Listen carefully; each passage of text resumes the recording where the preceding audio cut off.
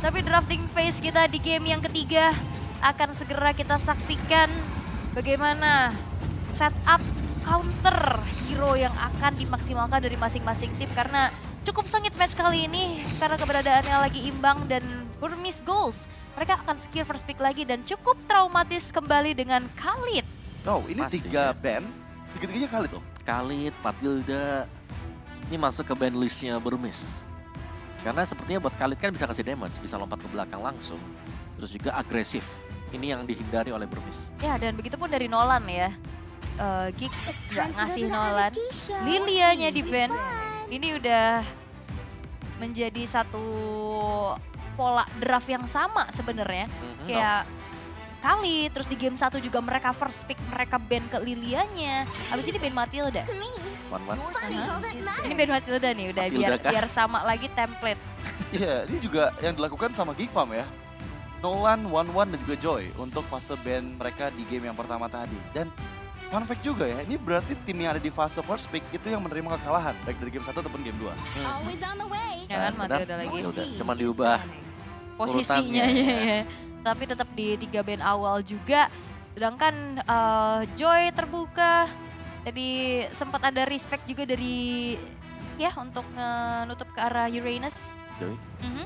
Terus juga untuk dari Glue, Guinevere masih terbuka. Banyak ya sekarang ya. Banyak banget opsinya dan Uranus. Uranusnya yang sekarang udah menjadi pembeda atas game yang pertama tadi. Berarti membuka kesempatan Joy ini bisa diambil. Bakal dipakai nggak nih buat Joy? Mhm. Karena sebenarnya kalau Oke, oke ini dia sesuatu yang berbeda. Bruno langsung di first pick, Yap. meninggalkan Guinevere yang biasanya di pick or ban untuk pilihan yang pertama. Ataupun kalau misalkan nantinya Guinevere dan Faramis bisa diambil untuk Geek Fam di fase awal, Digi pun bukan cuma sekedar nge-counter dari Guinevere-nya. Ini bisa nemenin Bruno-nya. Semakin lagi. Tapi kalau ngeliat tipikal gameplaynya Burmese ya, dengan pola draft yang sering dibawakan, lebih ke durability gak sih buat tanknya, roamernya? Lebih sering ya, karena dibanding durability support. tanknya. Dan kali ini Faramis Guinevere yang mereka amankan. Jadi seenggaknya ketika glue-nya pun terlepas, udah ada jawabannya lah ya. Iya, udah ada Faramis sekarang. Dan sekarang Bruno, tapi Angela ada, Baxia ada, Yap, banyak ya sebenarnya opsinya. Joy pun Joy ada. ada. Iya, Joy Angela bisa diambil lagi. Cuman kayak bukan tipikalnya mereka nggak sih? Karakteristik mereka nggak ke yang damager-damager. Dan kelihatan dengan adanya Terizla plus Valentina yang sekarang diambil. Oke, sesuatu yang baru akhirnya harus dibawakan oleh Shadow. Ya. Perdana di M5 ya, akhirnya kita melihat Terizla dipakai oleh dia. Ya. Setelah beberapa game dia lewat, 4 game berarti, itu cuman ada di Uranus dengan Glue. Oke, Dan tapi Geeky but deadly, Luke adalah pemegang dari highest average kills dari semua XP laner di M5 dengan 3,57. Berarti ini menandakan bahwa Luke ini sangat-sangat agresif. Kelihatan banget dari hero yang dibawakan juga kan, lebih ke damage dari Khalid, Ya, dari dan hero yang di band lah, kita bisa lihat dari Burmese, betul. Lapunya tadi juga bahkan bisa outplay kan? Ya. Bisa ada solo kill yang diciptakan oleh Luke. Oke, tapi untuk pick ketiga yang akan di-secure oleh Geek Fam, Minotaur ini bakal ada kombinasi huge CC power. dan Yap. juga kombinasi Minotaur Guinevere yang Yap. menakutkan sekali dengan knock up effect-nya. Dan bisa band Digi. Bandnya Digi dong. Iya, bisa band Digi sekarang. Meskipun Digi kayaknya agak chance kecil ya diambil oleh Burmese Goals ya. Bukan besar ya, itu kan Digi yang kemarin dibawakan Burmese di M2 di band terus-terusan tuh di final tuh. Itu kan M2 tapi Ya tapi dulu kan, tapi tetap kan itu bisa jadi signature loh, kayak ke bawah Legacy. terus-terusan gitu, Legacy. legasinya. Legacy hero ya. Digi. Dan Digi yang diamankan di band keempatnya. Ya, karena memang dengan dibannya Digi ini lebih aman untuk Minotaurnya bisa memberikan Minion Fury-nya. Cuman ini berarti ada double Minion Fury yang bisa dipakai. Terus masih ada penalty zone.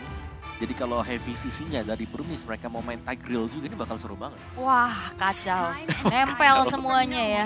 Tapi ya, ini dia satu hero power dari Cadera. Ya di band ya. Pitrix-nya di band. Dia harus memilih untuk hero yang lain sekarang Mbak Ya. Cadera. Karena kalau ngelihat dari komposisinya kan enak banget untuk ada Pitrix di sisi dari Geek Fam ya. Ya tinggal satu tuh. missing puzzle-nya. Matrix. Beatrix Bennett, ya. tinggal Bennett Rage, Ya. tinggal Nimbus Passion.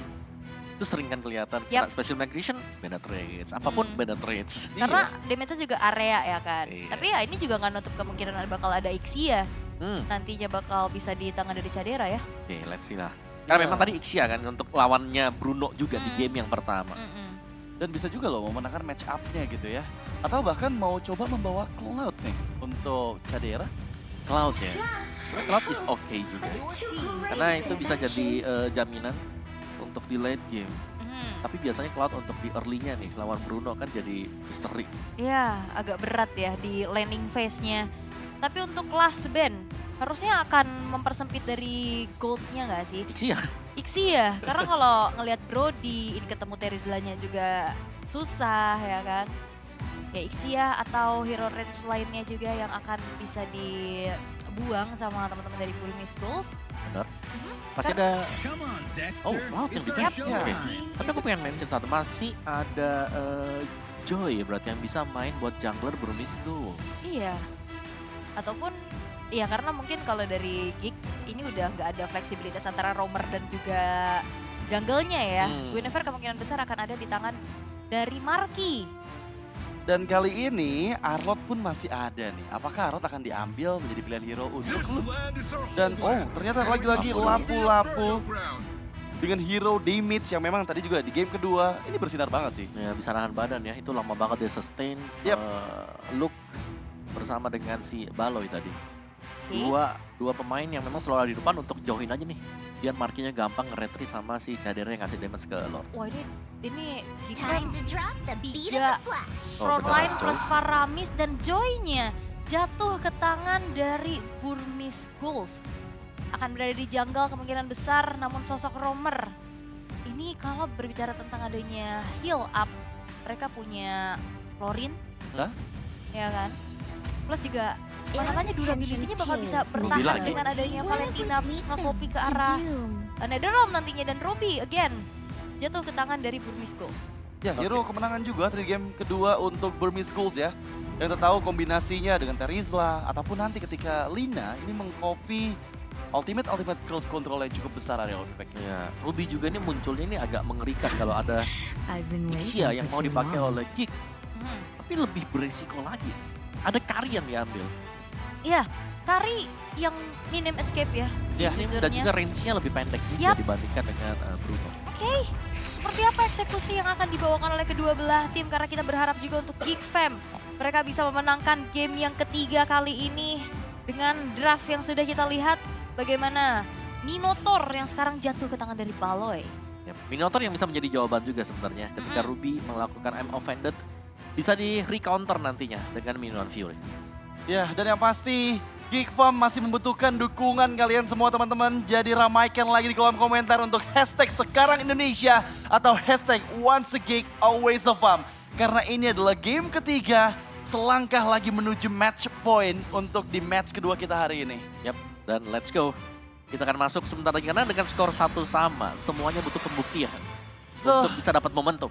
ya dan inilah dia untuk game ketiga match kedua kita, Geek Fam ID versus Burmese Schools. Oke, keadaannya dipaksa imbang. Tempo yang tadi sempat dipegang di game yang pertama seketika cukup menghilang ya. Iya.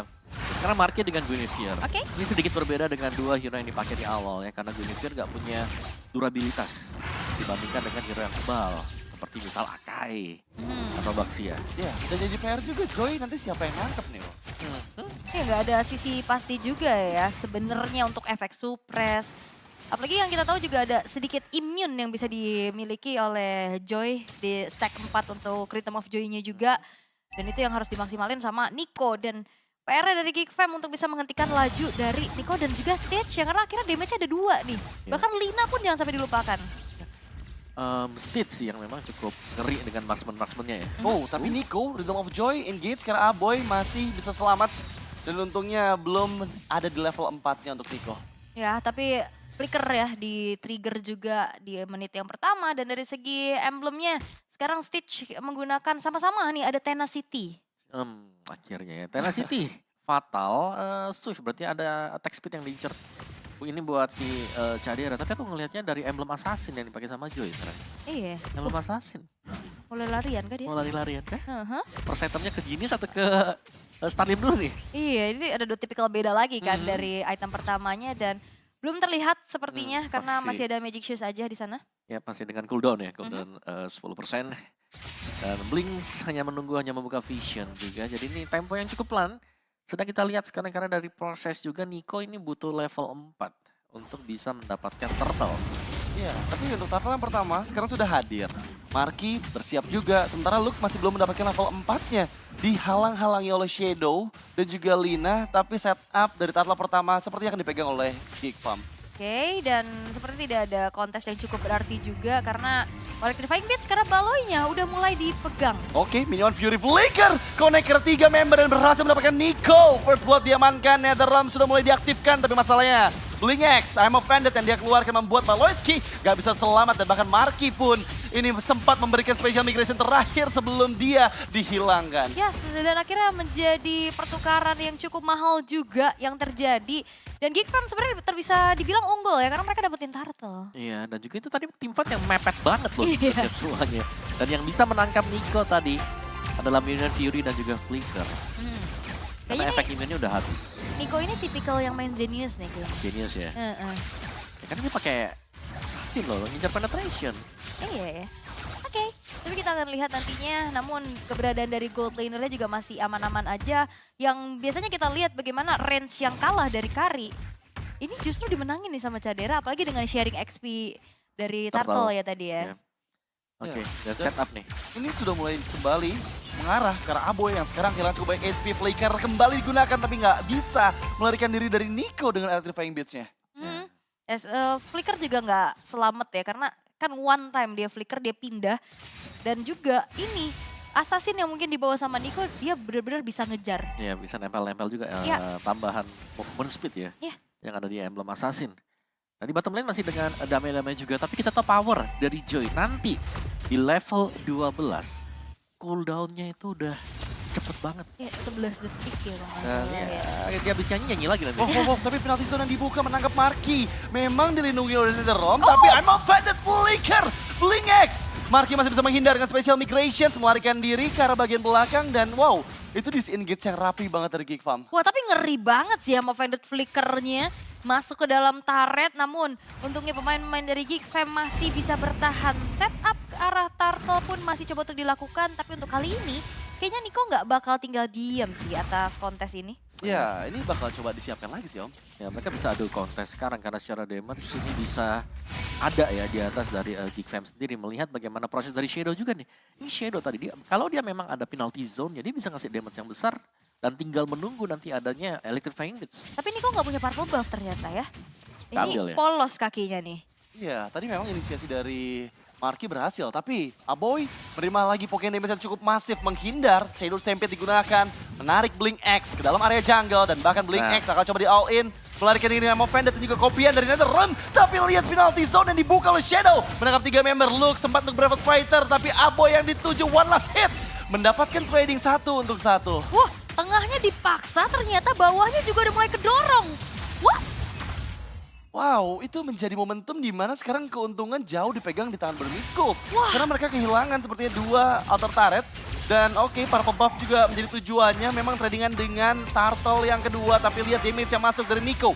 Benar-benar sakit banget. Untungnya mid lane outer turret masih ada HP. Wah ini caderannya juga tumbang. Ini menjadi kerugian yang besar buat Geek Fam. Ya, banyak sisi ya yang bisa dimenangkan oleh Burmese tadi. Dan Genius One first item tadi itu buat Nico. Wah ya kan udah main typical genius kan, mainnya spamming lagi tapi Baloy. Oke, membuka Minion Fury. Connect memang ke arah Blink X. Akhirnya ditangkap. Flicker yang gagal menangkap. Stitch masih bisa menghindar. Tapi ya masih ada keuntungan di tangan dari Burmese Skulls. Ya, melihat dia Genius One untuk Nico berbanding dengan defense item Radiant Armor. Ini dibuild oleh Marky, jadi masih bisa untuk menahan Electrifying Beats, tapi untuk di awal jelasnya. Dan ada Clock of Destiny ya, item yang cukup jarang kita lihat dibeli oleh Lina. Tergantung kondisi biasanya Kondisinya ya. betul. Dalam case-nya beberapa juga yang punya Clock of Destiny masih bisa memenangkan dari segi damage-nya. Tapi ini banyak sisi banget yang dimenangkan sama Geek Fam, tapi Stitch-nya dikejar. Ya, mencoba melarikan diri, backupan memang datang, malah membuat Marky yang ditangkap oleh Burmese Ghost. Waduh, ini entah kenapa dari domino efeknya kerasa banget ya. Kayak Mystic-nya chaining terus-terusan. 1-2 move yang akhirnya bisa dimanfaatkan oleh Burmese. Ini membuat akhirnya mereka unggul. Dari atas turtle tadi pindah ke purple, terus pindah lagi ke bawah. Ini semuanya dijalankan disetir oleh Burmese Ghost juga. Dan mereka bisa tetap melanjutkan invade mereka untuk berusaha mendapatkan purple buff. Tapi purple buff-nya dijaga oleh Geekfam. Jadi ada setup juga yang sedang coba diusahakan oleh Geekfam. Wow, tapi ini masalahnya bahaya banget loh. Udah mempersiapkan ambush di masing-masing timnya. Semak-semak yang cukup angker, tapi Luke membuka beberapa fighternya, menerima cukup banyak pokoknya damage. Netherrealm memang diaktifkan, tapi Luke keluar dari area Netherrealm dan bahkan Luke terpanis. Penalty zone Shadow menangkap 2 member di sana. Geekfam masih bisa melarikan diri. Wah, ini kelihatan Geekfam seperti mereka terhipnotis dengan adanya gameplay yang dipaksa sama Burmese Ghost. Mereka dipaksa fight dan akhirnya lini lainnya terbengkalai. Ya, dan bahkan Nico tadi di posisi yang berbeda itu belum join team fight sama sekali. Untuk second item, Holy Crystal bagi Nico akan menambah lagi perihnya Electrifying Blitz. Wow, tapi lihat Marky tertangkap yang Offended Flicker. Oh, Dan itu berbahaya banget karena masih ada Revenge Strike yang connect ke arah tubuh dari Marky di waktu yang bersamaan dengan Turtle ketiga yang sudah ada Baloyski yang akan ditangkap Flicker untuk defensif. Yap, wah ini informasi banget sih. Baloynya nggak ada flicker dan juga Markinya dalam keadaan harus pulang dulu. Dan kesempatan untuk Burmese Ghost bisa mendapatkan turtle tanpa adanya kontes yang dilakukan oleh Geek. Iya, ini benar-benar untung banget loh dari segi objektif. Semua dimenangkan oleh Burmese. Setidaknya nih ya, ada pertukaran lah buat Geekfam. Mereka bisa dapetin bottom turretnya dulu. Tapi ini masih di awal dan ini nggak boleh berlanjut terus bagi Geekfam. Mereka nggak boleh membiarkan team fight selalu dimenangkan Burmese. Ya ini bahaya kan, dari tadi ini bakal jadi domino effect yang berat gitu. Harus dihentikan secepat mungkin, apalagi keberadaan dari Cadera juga dalam tidak baik-baik saja. Sebagai tulang punggung damage nantinya di late game untuk bisa memporak-porandakan frontliner dari Burmese, ini udah tumbang 1 kali. Ya, apalagi lebih konstan sebenarnya damage dari Stitch. Dengan range yang jauh, volley shotnya ini yang bakal bisa, ya damage-nya bakal terakumulasi secara terus-menerus. Masih ada worthy-nya. Betul, dan susahnya kalau misalkan dari Cadera ini nggak punya speedy light wheel, powernya tuh hilangnya parah. Ngandelin basic attack tuh nggak bisa kayaknya, susah banget. Beda sama Stitch yang bisa mainin pasif dari volley shotnya. Ya, dan juga basic attack ini bakal tertutup dengan 2 dominance ice yang sudah dipegang tadi. Wow, itu akan cukup merepotkan pastinya. Tapi sekarang Purple Buff, ini tadinya aku kira bakal dikontes ya. Karena Shadow sudah membuka visions-nya. Geekfam mencoba mempertahankan inner turret bottom lane. Tapi Worldy membuat Baloyski kehilangan cukup banyak HP. Dan di sisi lain, ini seorang diri Nico mengontrol lane jauh dari Geekfam. Ya ini Niko-nya jalanin lane jauhnya dan sedangkan gak ada yang bisa mirror hal tersebut dari Geekfam. Nah ya ini bakal, sulitnya buat Geekfam, mereka memang fokus orientednya ada di team fight. Yap. Jadi untuk split seperti yang dilakukan oleh Nico ini untuk milih siapa yang harus menjaganya agak sulit seharusnya. Ini maksa bawah banget nih kayaknya dari Burmese. Kayaknya sih bakal bisa didapatkan ya. Karena terlalu risky juga. Shadow membuka penalty zone. Inner turret berhasil dihancurkan. Netherrealm yang diaktifkan. Tapi Shadow tereksekusi. Backupan memang ada. Tapi masalahnya di bagian atas juga. Nico berhasil mendapatkan inner turret lainnya. Iya, pertukaran Shadow ini menjadi tidak sia-sia ya. Bahkan menjadi keuntungan yang besar buat Burmese Ghost. Karena 2 inner turretnya hancur. Dan ya memang turret gak akan bisa tumbuh lagi. Dan Shadow 10 detik bakal muncul. Dan ya memang Shadow Dukman juga. Tapi lihat berapa banyak source juga yang harus dijaga untuk menjaga dia sendiri tadi. Banyak yang harus dibuang oleh Geekfam untuk bisa menumbangkan Shadow. Oke, Lordnya bakal ditarik terlebih dahulu ke area sisi dari Geekfam.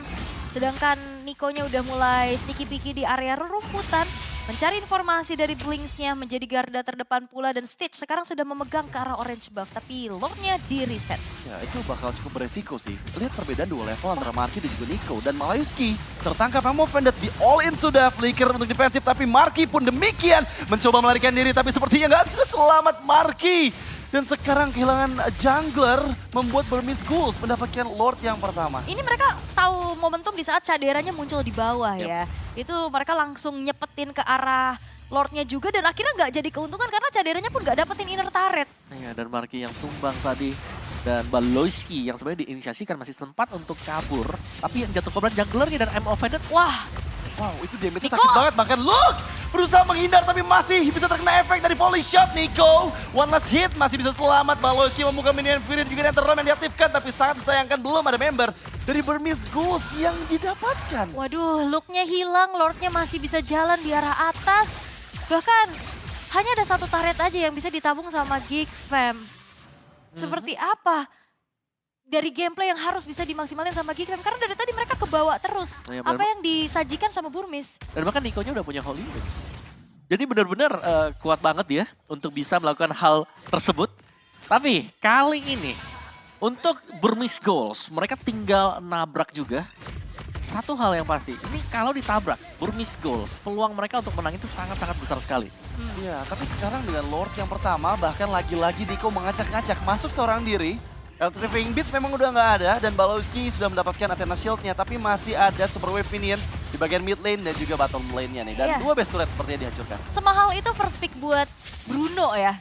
Impact-nya sangat-sangat luar biasa dan aduh padat ya. Lagi-lagi penalti Blaker Shadow menangkap dua member. Netherrealm memang diaktifkan tapi di copy juga dengan Lina dan bahkan sekarang dengan Gede Balowski.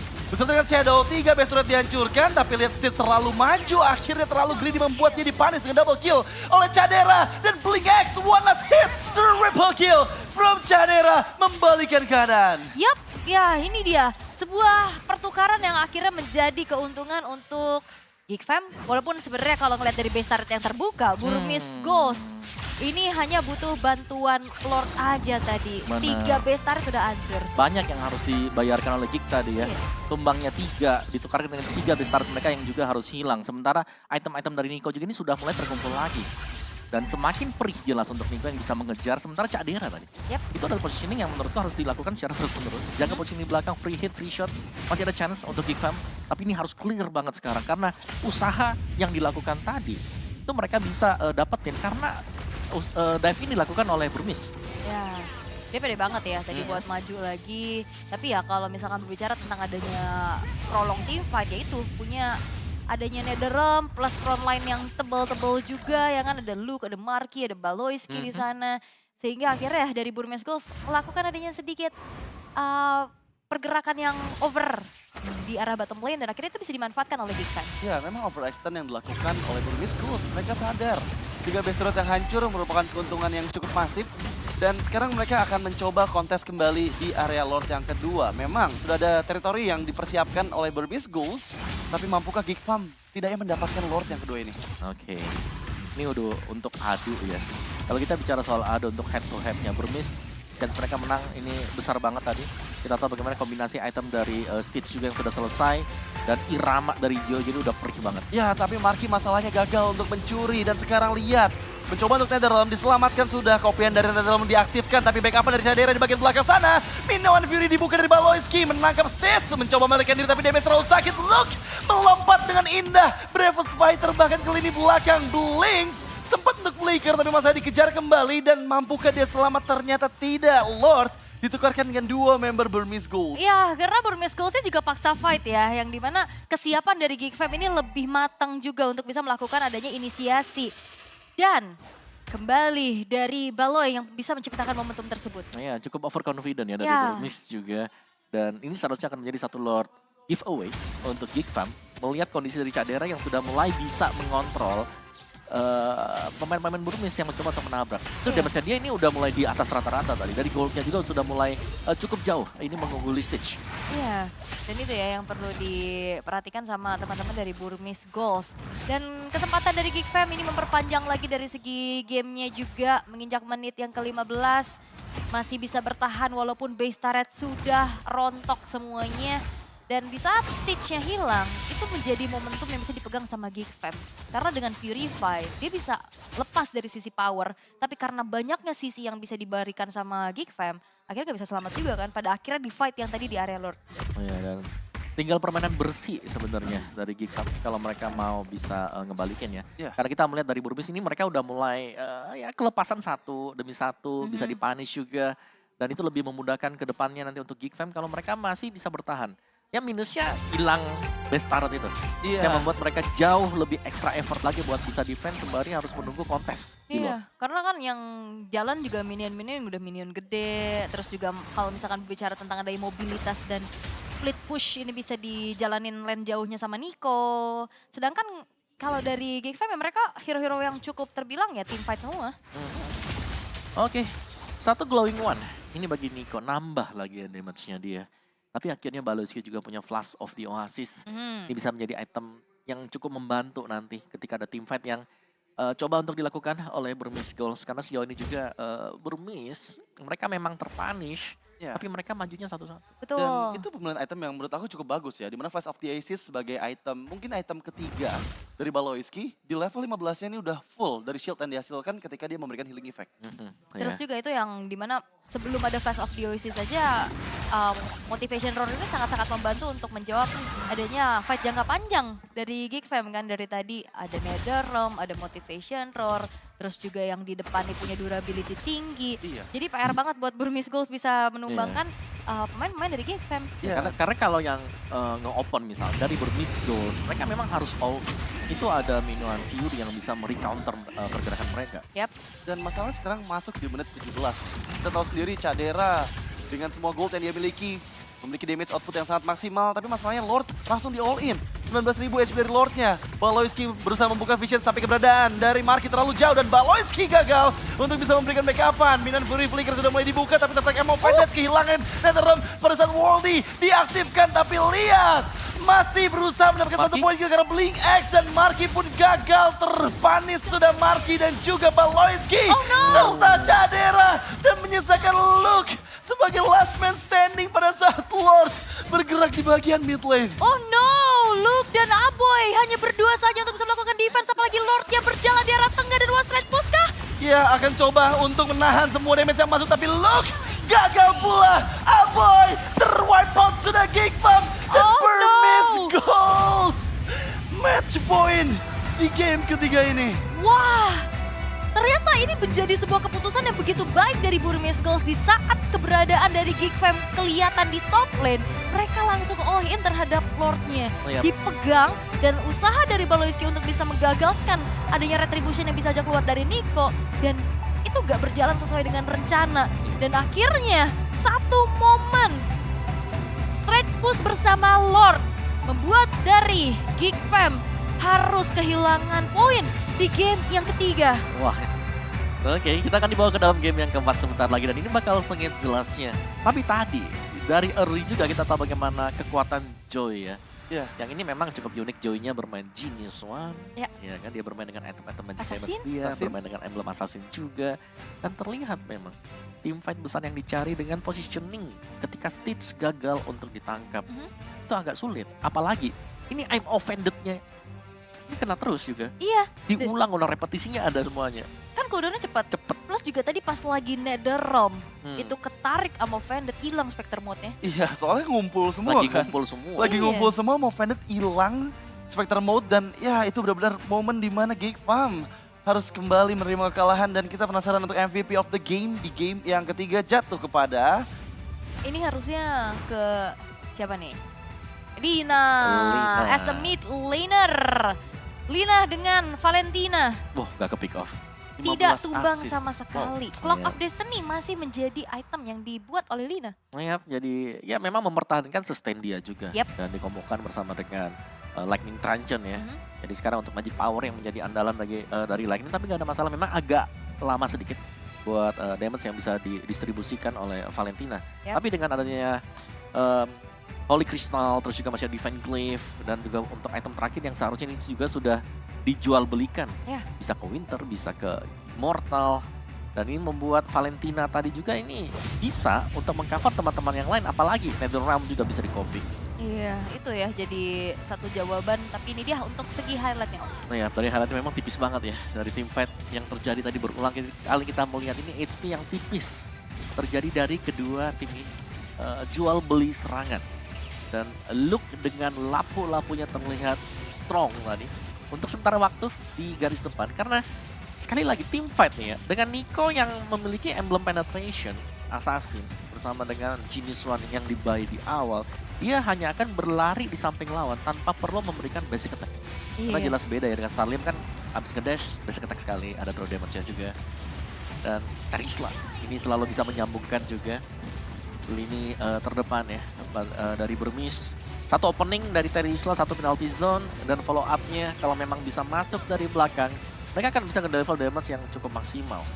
sayangnya tadi terlalu memaksakan. PR buat Burmis. Beberapa kondisi di mana mereka bisa menang ternyata dibalikan oleh Gig, di mana Cadera ternyata bisa memberikan damage yang leluasa. Yap.